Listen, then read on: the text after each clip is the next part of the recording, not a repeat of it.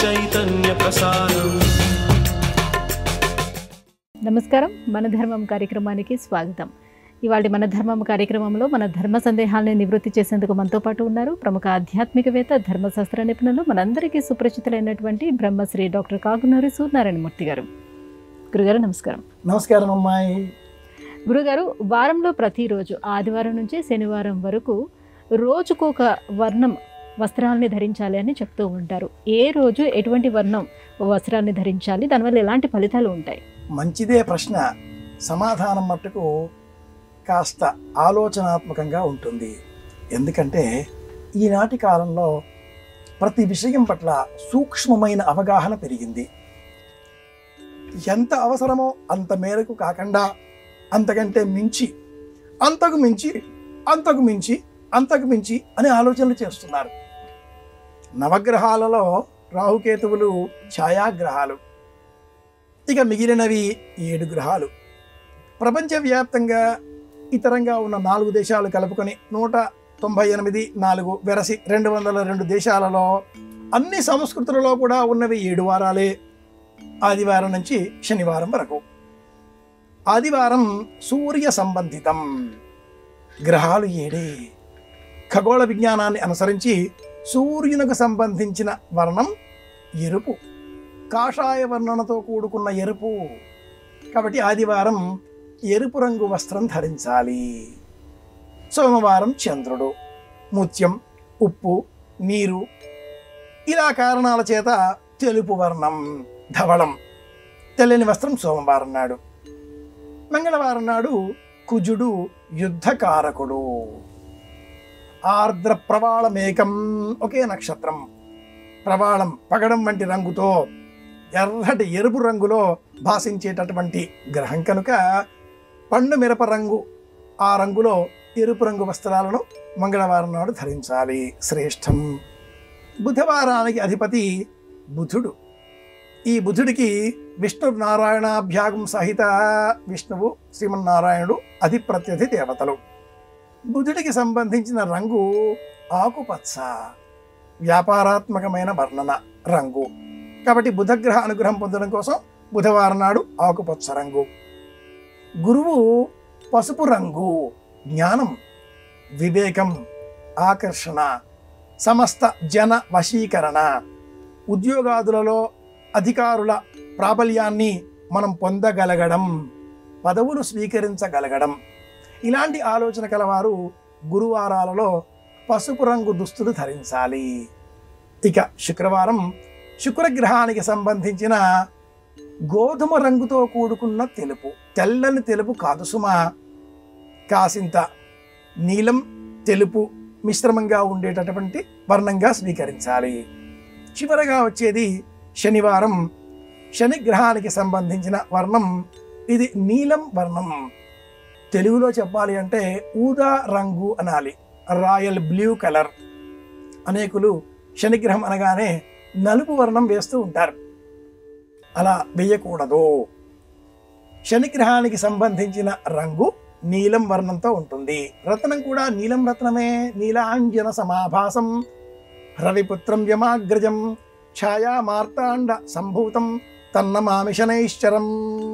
కనుక నీలం రంగుతో దుస్తులు ధరించినట్లయితే శనిగ్రహ అనుకూలత కలుగుతుంది. ఇలా వారంతో మనం జ్ఞానం పెంచుకొని ఆ విధమైన దుస్తులు ధరిస్తే వివిధ రంగాలలో వ్యాపార, ఉద్యోగ, వృత్తి, ఇతర సంబంధాలుగా చేసేటటువంటి పనులలో ప్రయోజనాలు సాధించుకోగలుగుతాం. పరమాద్భుతంగా విజయాలు మనల్నే వరిస్తాయి అని ఆధునికులు అనేకులు చెబుతూ ఉంటారు. శాస్త్రం మట్టుకు ఇలా అంగీకరించదు. శాస్త్ర ప్రమాణంలో తెలుపు వస్త్రమే సర్వశ్రేష్టం. అన్ని రంగులు విబ్జియార్ అనే పేరిట తెలుపు వర్ణంలోనే ప్రకటితమై ఉంటాయి. ఎన్నో రంగులు దేవుడిచ్చాడు, అన్ని రంగులలో కూడా దేవుడినే చూడమన్నాడు అన్న సినీ కవి ఆ రంగులన్నింటిలోకెల్లా కూడా శ్రేష్టమైన వర్ణం తెలుపు అన్నారు. కనుక విబ్జియార్ పేరిట 7 రంగులలో ఉండేటటువంటి సమస్త వర్ణ మిశ్రమాన్ని తెలుపు వర్ణంలో మనం దర్శనం చేసుకోవాలి. తెల్లని తెలుపు, ఆ తెలుపు వస్త్రానికి సంబంధించిన అంచు ఇతర వర్ణాలలో ఎరుపు, పసుపు, ఆకుపచ్చ లేదా గోధుమ రంగుతో ఉండే తెలుపు లేదా నీలం రంగు, ఇలా వీటిని ధరించినట్లయితే ఆయా గ్రహాల అనుకూలతను మనం పొందగలుగుతాం. అలా కాకుండా కొందరు సాధకులు బుధవారం అనగానే ఆకుపచ్చ రంగు చొక్కా, ఆకుపచ్చ రంగు వస్త్రం ధరించి మనకు వివిధ రూపాలలో కనిపిస్తూ ఉంటారు. శాస్త్రం ప్రకారం లుంగి ధరించి జ్యోతిషం చెప్పకూడదు. దశ విధాలైనటువంటి అనాచ్ఛాదిత శరీర సంబంధంగా చెప్పేటటువంటి రూపాలలో లుంగి ధారణ కూడా ఒకటి. తడి వస్త్రం ఎలాంటి అర్థాన్ని ఇస్తుంటుందో లుంగి ధరించడం కూడా అలాంటిదే. కనుక గోచి పోసినప్పుడు మాత్రమే జ్యోతిషమైన, దేవతారాధన అయినా, భగవత్ సేవ అయినా, ఏ రూపంలోనైనా శాస్త్రం తెలుసుకుని ప్రవర్తిద్దాం. అందరి క్షేమాన్ని కోరుదాం. గురుగారు, సూర్యస్థుతిలో ఆదిత్య హృదయానికి ఎంతో ప్రశస్తి ఉంది. ఆదిత్య హృదయం ఎవరికి ప్రబోధించారు? దీని యొక్క ప్రాధాన్యత ఏంటి? శ్రీరామచంద్ర పరబ్రహ్మణే నమః. తతో యుద్ధ పరిశ్రాంతం సమరే చింతయా స్థితం రావణం చాగ్రతో దృష్ట్వా యుద్ధాయ సముపస్థితం రామ రామ మహాబాహో శృణుగుహ్యం సనాతనం.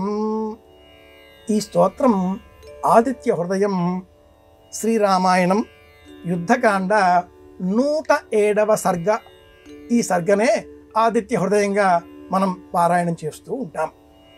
అగస్త్య మహర్షి రామునకు బోధించిన మంత్రం ఇది, ఆదిత్య హృదయం. అన్ని స్తోత్రాలలో ఫలశ్రుతి చివరలో ఉంటే ఈ స్తోత్రంలో ఫలశ్రుతి ముందుగానే ఉంటుంది. ఇది ఈ స్తోత్రానికి ఉండే ప్రత్యేకత. అన్ని స్తోత్రాలు కూడా ఈ స్తోత్ర పారాయణం చేస్తే ఇలా కలుగుతుంది, అలా కలుగుతుంది అని తర్వాత చెప్పగా, ఈ స్తోత్రంలో మట్టుకు ముందే ముందే ముందే, ఇది ప్రత్యేకత. ఆ స్తోత్రాన్ని ఆదిత్యుడు రామునకు బోధించే సందర్భం చాలా విశేషమైనది. లోకంలో రామాయణ, భారత, భాగవత సందర్భాలను, సన్నివేశాలను మన జీవితానికి అన్వయించుకోవాలి. ఇది ఆధునిక విజ్ఞానం. మనం సాత్వికంగా ప్రవర్తించే వాళ్ళం, అలాగే మన శక్తి సానుకూలమైనది, పాజిటివ్తో కూడుకున్నది అయినప్పుడు మన చుట్టూరా ఉండేవాళ్ళు, మన ఎదురుగా ఉండేవాళ్ళు కూడా సానుకూలమైన దృక్పథాన్ని కలిగిన వాళ్ళే అయి ఉంటారు. వ్యతిరేక ఆలోచన కలవారు ఎవరైనా వస్తే క్షణం కూడా మన ముందు ఉండలేరు, వెళ్ళిపోతారు. ఎవరికి వారు విడివిడిగా ఇది పరిశీలించుకోవచ్చు.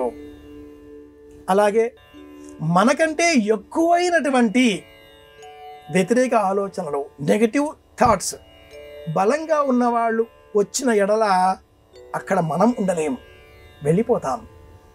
సానుకూలము, పాజిటివ్ యాటిట్యూడ్, వ్యతిరేకత, నెగటివ్ ఆలోచనలు రెండింటినీ పోల్చినప్పుడు 6 రోజుల యుద్ధం అనంతరం రామచంద్రమూర్తి రావణుడి రూపం చూచి ముగ్ధుడయ్యాడు.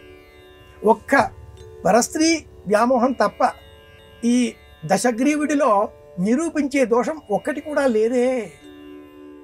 తల్లిని సేవించాడు, నిత్య శివపూజా దురంధరుడు, ప్రజలను కన్నతండ్రి వలె పరిపాలించాడు, తన సైన్యాన్ని కాపాడుకున్నాడు, సోదరులను సంరక్షించాడు. కానీ పరస్త్రీ వ్యామోహం, ఈ దోషం కారణంగా ఇతడిని నేను అంతం చేసే అవసరం.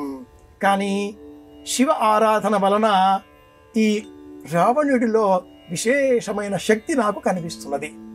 ఎలా, ఏం చెయ్యాలి అని క్షణం పాటు విచారంతో ఉన్న రాముడిని చూచి అగస్త్య మహర్షి పరుగు పరుగున విచ్చేసి బోధించిన మంత్రమే ఆదిత్య హృదయం.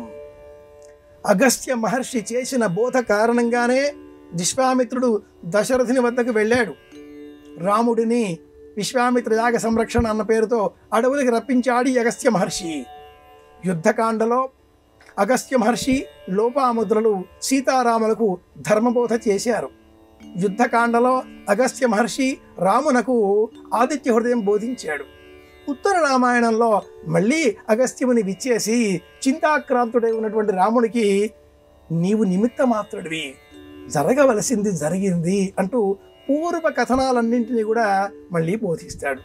కనుక అగస్త్య మహర్షి బోధించిన ఈ ఆదిత్య హృదయం మనం కూడా విన్నా పారాయణం చేసిన మనోబలం పెరుగుతుంది, ఆత్మవిశ్వాసం కలుగుతుంది, ఎలాంటి పరిస్థితులనైనా ఎదుర్కొనేటటువంటి శక్తి మనకు లభిస్తుంది.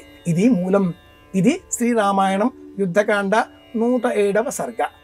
గురుగారు, ఆలయాలలో నవగ్రహ మంటపాలు ప్రత్యేకంగా ఉంటాయి. ఈ నవగ్రహ మంటపంలో చేసేటువంటి ప్రదక్షిణలు, పూజలకు ఎటువంటి నియమాలు వర్తిస్తాయి? ఏ విధమైన నియమాలు లేవు తల్లి.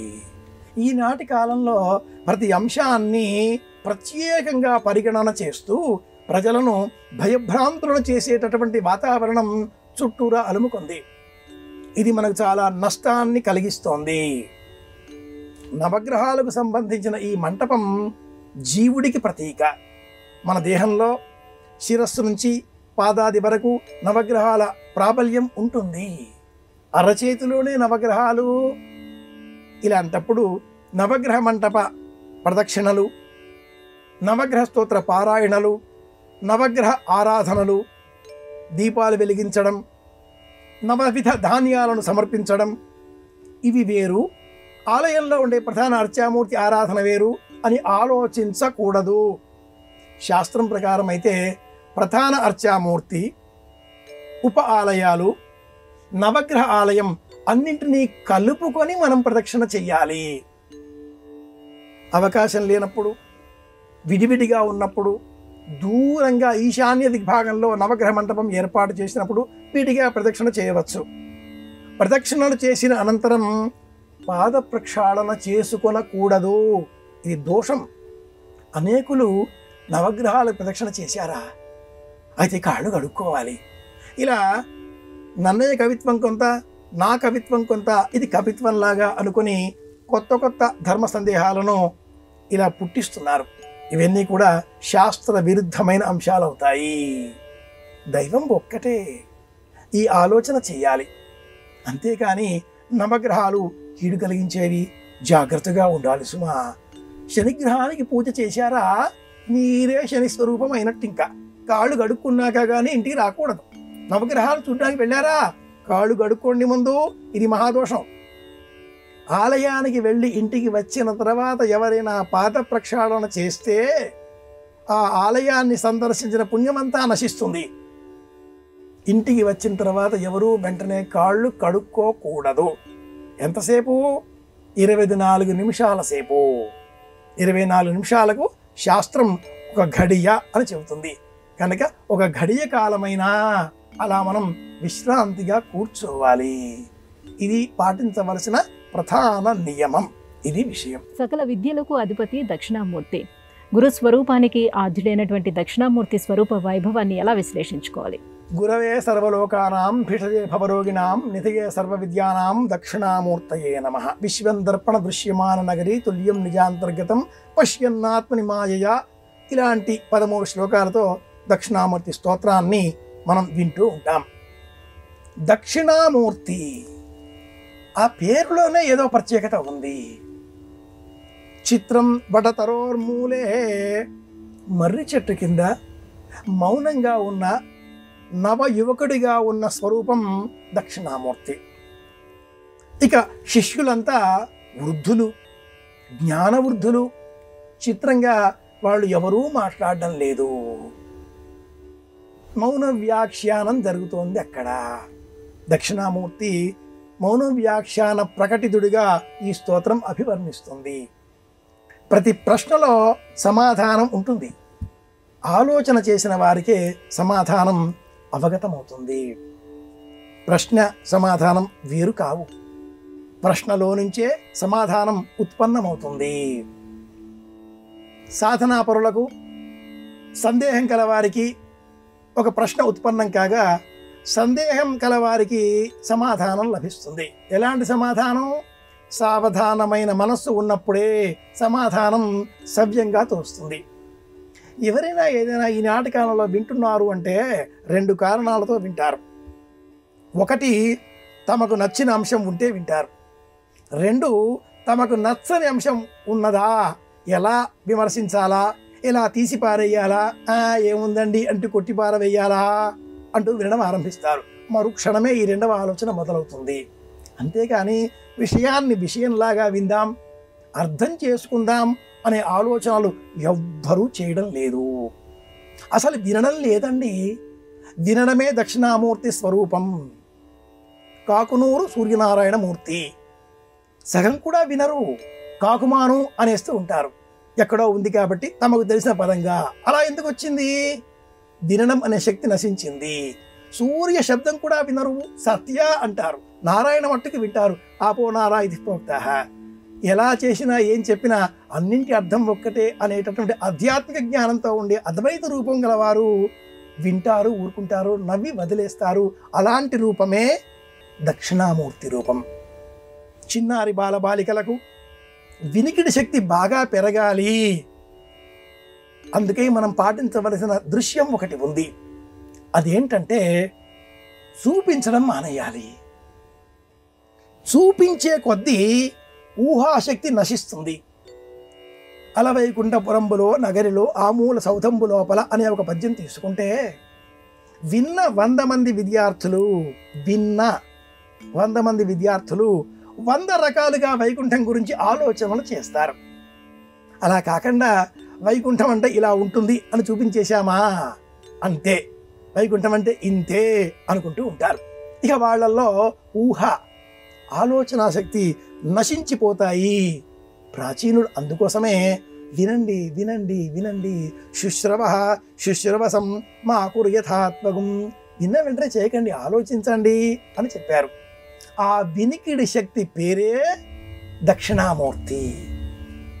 జ్ఞానము, ఆలోచన అనే రెండు ఊహాత్మక శక్తి మీద ఆధారపడి ఉంటాయి. విచక్షణ, ఆ ఊహతో మనం పొందేటటువంటి స్థితి. విశ్లేషణ, ప్రపంచాన్ని మనం చూపించేటటువంటి ప్రయోజనం. చూపిస్తే ఏముంటుంది, ఇంతేగా అంటారు.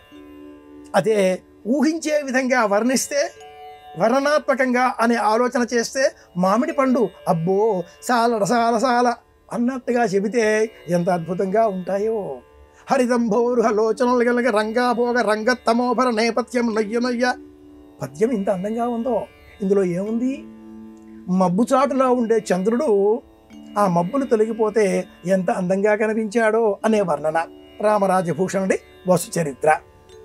వింటే కలిగే ఆలోచన సృజనాత్మకత అంటాం, క్రియేటివిటీ. వింటే వస్తుంది, చూస్తే రాదు. చదవడం అంటే భాష వచ్చు కాబట్టి చదివి ఊహించే ప్రయత్నం చేస్తాం. కొంత చదవడం మేలు చేస్తుంది. ఈ చూచే చదివే శక్తికే దక్షిణామూర్తి అని పేరు. ఇంట్లో పిల్లలకు బాగా చదువు రావాలా? వాళ్ళు చదువుకునేటటువంటి ఆ టేబుల్ మీ ఇంటిలో ఉత్తరం గోడ వైపు వేయండి. పిల్లలు ఉత్తరం వైపుగా ముఖం పెట్టి కూర్చుంటారు. ఆ ఉత్తరం గోడకు దక్షిణామూర్తి చిత్రపటం ఉంటుంది. దక్షిణామూర్తి దక్షిణం వైపు చూస్తూ ఉంటాడు. పిల్లలకు అపారమైన జ్ఞాపక శక్తి పెరుగుతుంది. ఇది వాస్తుపరమైన ఒక పరిష్కార మార్గం కూడా. శాస్త్రాన్ని సభ్యంగా అధ్యయనం చేద్దాం, పాటిద్దాం, అందరికీ ప్రయోజనాన్ని చేకూరుద్దాం. గురుగారు, దీపారాధనలో అఖండ దీపారాధనకు ఎంతో ప్రత్యేకత ఉందంటారు. ఈ అఖండ దీపారాధన ఏ సందర్భంలో చేయాలి? ఎటువంటి నియమాలు ఏమైనా దీనికి వర్తిస్తాయా? ప్రశ్న ఎలా ఉందో కానీ ఇందులో అఖండ అఖండ అనే పదం మట్టుకు మహా ఆనందకరంగా వినిపిస్తోంది. ఈనాటి సభ్య సమాజానికి ఈ పదం చాలా ఆకర్షణీయంగా తోస్తుంది. అఖండ, ముక్కలు కానటువంటి. ఖండము, ముక్కలు. నవవర్ష ఖండాత్మకే ఆఫ్రికా ఖండము, ఆస్ట్రేలియా ఖండము, భరత ఖండము, ఇలా ఖండాల పేర్లు ముక్కలు ముక్కలు. భూమి అంతా ఒకటే. అఖండము, విడివిడి కానటువంటిది. ఒక్క దీపం మనం వెలిగించాం, ఇది అఖండ దీపారాధన. ఎలా అంటే, వెలిగించిన దీపం 24 గంటలకు మించి వెలుగుతూ ఉండాలి. ఒకే ప్రమిద 2 వత్తులు లేక 3 వత్తులు ఇంటి ఆచారాన్ని అనుసరించి అందులో ఉంచాలి. అలాంటి 2 లేక 3 వత్తులు 2 వత్తులుగా సిద్ధం చేసుకొని, అంటే 4 లేక 6. నిజానికి ఒకటే వెలిగించాలి. అనివార్య కారణాల చేత ఏదైనా ఒక దీపం కొండకు చేరితే రెండవది ఉంటుంది కనుక ఆ దీపం సహాయంతో ఈ దీపాన్ని మళ్ళీ వెలిగించుకోవచ్చు. అఖండ దీపం 24 గంటలకు మించి చేసేటటువంటి వ్రతానికి సంబంధించిన నియమం. దీపం వెలిగించామా, అఖండ దీపం వెలిగించామా, ఆ వ్రతానికి సంబంధించిన ఉద్వాసన అయ్యేంత వరకు ఎవరైతే ఈ దీపం వెలిగించారో వాళ్ళు అనేక నియమాలను అనుసరించవలసి ఉంటుంది. భోజనం ఒకే పూట చేయడం, నేలపైన నిద్రించడం, నివేదనలు చేయడం, అబద్ధములు ఆడకపోవడం, సత్య సంభాషణంతో జీవించడం, ఎవరికి అపకారం చేపట్టకపోవడం, ఇలాంటి అనేక నియమాలు ఈ అఖండ దీపారాధనతో ముడిపడి ఉంటాయి. అలాగే అఖండ దీపారాధన చేసే సమయంలో అనేకులు భయపెడుతూ ఉంటారు. భయపడకూడదు. భగవంతుడిని భయపెట్టే పూజలు మనం చేయకూడదు. దీపం వెలిగించాం, ప్రసన్న హృదయంతో ప్రార్థన చేశాం, ఏదో ప్రకృతి శక్తుల కారణం చేత గాలి విసరింది, నీరు అక్కడ ప్రసరించింది, ప్రవహించింది, ఏవో అనివార్య కారణాల చేత ఆ దీపం కొండకు చేరింది. వెనువెంటనే మనకు తెలిసిన మరుక్షణమే అదే వత్తులను పైకి చేసి మరి ఒక వెలిగించే దీపంతో ఈ దీపాలను వెలిగించాలి. తప్పేమీ లేదు, తప్పు కాదు, తప్పదు. ఆ ప్రమిదలోనే నీరు పడింది అనుకున్నప్పుడు ఆ ప్రమిదలో ఉండే తైలాన్ని తొలగించి వత్తులను తీసివేసి పరిశుభ్రపరచుకొని ఏ దైవానికి ప్రీతికరంగా మనం అఖండ దీపారాధన చేశామో ఆ దైవనామాన్ని స్మరిస్తూ మళ్ళీ దీపం వెలిగించాలి. తప్పేమీ లేదు, తప్పు కాదు. అఖండ దీపాన్ని నేలపైన పెట్టకూడదు. ఏదైనా ధాన్యం, ఆ ధాన్యం పైన 2 అంతకు మించి తమలపాకుల బొత్తి లేదా మామిడాకుల బొత్తి, ఆ పైన మట్టి ప్రమిద లేక వంశక్రమానుగతంగా మన ఇంట్లో వచ్చేటటువంటి కంచు, వెండి, రాగి, ఇత్తడి ప్రమిదలు వీటినే వినియోగించాలి. తోచినవి కదా, కొత్తవి కదా, నూతనం అంటూ వ్యామోహాలకు వెళ్ళకూడదు. ఇది ప్రధానం. అఖండ దీపాన్ని వెలిగించడం అంటే ఇంటిలో ఉండేటటువంటి ప్రాణశక్తిని ఉద్దీపనం చెయ్యడం అని అర్థం. ఇది అఖండ దీపారాధన వెనుక ఉన్న అసలైన అర్థం, అంతరార్థం. గురుగారు, పారిజాత పుష్పానికి ఉన్నటువంటి ప్రాధాన్యత ఏమిటి? దేవలోక వృక్షంగా దీనిని ఎందుకు చెప్తారు? వృక్షాలు మనకు ఆరోగ్యాన్ని, ఆనందాన్ని, ఐశ్వర్యాన్ని ప్రసాదించే దేవతా గుణాత్మకమైనటువంటివి, దేవతలకు సంబంధించినవి. వేదాన్ని అనుసరించి పంచ వృక్షాలలో పారిజాతం ఒకటి. మందారం, పారిజాతం, సంతానం, కల్పవృక్షం, హరిచందనం, ఈ 5ంటిని వేదం ప్రస్తావన చేస్తుంది. ఈ 5ంటిలో మన లోకానికి సంబంధించినంత మట్టుకు మనకు లభించేటటువంటి వృక్షం పారిజాతం. ఇల్లాలి అలక తీర్చే నిమిత్తమై సాక్షాత్తు కృష్ణ పరమాత్ముడే స్వర్గం పైన దండయాత్రకు వెళ్ళి ఆ నందనవనంలో ఉండేటటువంటి పారిజాత వృక్షాన్ని పెకలించి ఇల్లాలు సత్యభామ ఇంటిలో పెరటి తోట అక్కడ చెట్టుగా నాటినట్లుగా మనకు చక్కటి కావ్యం ముక్కుతిమ్మన గారు పారిజాతాపహరణం అనే పేరిట అందించి ఉన్నారు. పురాణాంతర్గతమైన అత్యంత అల్పమైనటువంటి ఈ కథ ఇంత ప్రాశస్త్యం పొందడంలో ఉండే అంతరార్థం ఏమిటి అంటే, ఇలాలి మాట వినాలి. ఒకసారి కాకపోతే ఒకసారైనా శ్రేయస్సు కలుగుతుంది. వచ్చిన నారదుడు ఇచ్చిన ఆ వృక్షం, ఆ పుష్పం రుక్మిణీదేవికి ఇవ్వగా అక్కడే ఉన్న చెలికెత్త వెళ్ళి పరుగు పరుగున సత్యభామాదేవికి వెళ్ళి ఏమని చెప్పుదు ఆ కృష్ణుడి చేదములు నేను చూడంగా అంటూ తన పాత్ర కూడా కలుపుకోవడం ఈ కావ్యంలో మరొక రసవత్తరమైన చమత్కారపూర్వక అంశం. సేవకులు చెప్పే మాటలు వినకూడదు, నమ్మకూడదు. ఆ మాటలు వినగానే సత్యభామాదేవికి ఆగ్రహం అంత పైకి ఎగిసింది. అనవిని వేటు వ్రడ్డ ఉరగాంగన యుంబల నేయిబోయ భగ్గందరికున్న భీషణ హుతాశన కీల. తాచుపాములలో ఆడతాచుపాము ఒక్కసారి అలికిడిని ఎలా తోకపైకి లేచి నిలుచుంటుందో అలా భగ్గున ఒక జ్వాల ఎగసిపడినట్లుగా సత్యభామాదేవికి ఆగ్రహం కలిగించింది ఈ అంశం అంటూ ముక్కుతిమ్మన్న గారి అద్భుతమైన చమత్కారం. నానాసూన వితాన వాసనతో సంబంధించిన ఆ వర్ణనలు పరమాద్భుతంగా ఉంటాయి. మనం గమనించే అంశం ఏమిటి అంటే, అన్ని చెట్లకు పారిజాతం చెట్టుకు ఓ తేడా ఉంది. అన్ని చెట్లకు పూసే, కాసే, లభించే పండ్లు, పుష్పాలు ఏవైనా కూడా నేలన పడితే దేవతారాధనకు యోగ్యములు కావు. కానీ ఈ 5 విధాలుగా చెప్పబడ్డ దేవతా వృక్షాలలో పారిజాతం పుష్పానికి నేల మీద పడ్డప్పుడే పరమేశ్వరారాధనకు యోగ్యం అనే వరం ఉంది. ఆంజనేయ స్వామి వారు ఈ పారిజాత వృక్షనే నీడనే ఉంటారు అని స్తోత్ర సంచయం వివరిస్తుంది. పారిజాత తరుమూల వాసినం భావయామి పవమానందనం. ఆంజనేయ స్వామి వారి అనుగ్రహం కోరి మన ఇంటిలో నైరుతి దిగ్భాగంలో పారిజాత వృక్షాన్ని నాటి పెంచి పోషించినట్లయితే ఆ ఇంటిలో ఉండే చిన్నారి బాలబాలికలకు అద్భుతమైన జ్ఞాపక శక్తి పెరుగుతుంది అని ప్రాచీన వృక్ష శాస్త్రం ఇలా వివరిస్తుంది.